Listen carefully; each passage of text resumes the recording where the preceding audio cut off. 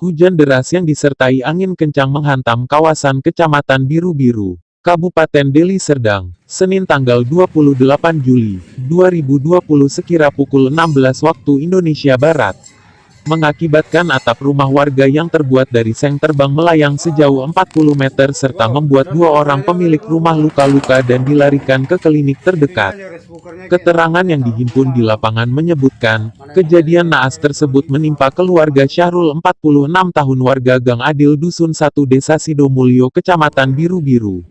Sore itu hujan deras disertai angin kencang menghantam sebagian kawasan di Kecamatan Biru-Biru. Naasnya atap rumah Syahrul yang terbuat dari seng diterbangkan angin sejauh 40 meter. Yang diterbangkan angin itu menyebar di sekitar lokasi yang mengakibatkan 2 anak Syahrul mengalami luka tertimpa seng rumahnya.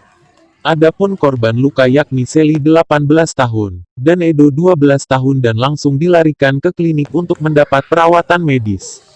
Beberapa saat setelah kejadian Camat Biru-Biru M. Dani Mulyawan, S.Sos, MIP bersama Kepala Desa Sidomulyo Masnun, Babinsa Sidomulyo Sertu Mardiono serta pengurus FKDM Kecamatan Biru-Biru langsung turun ke lokasi melakukan pemantauan.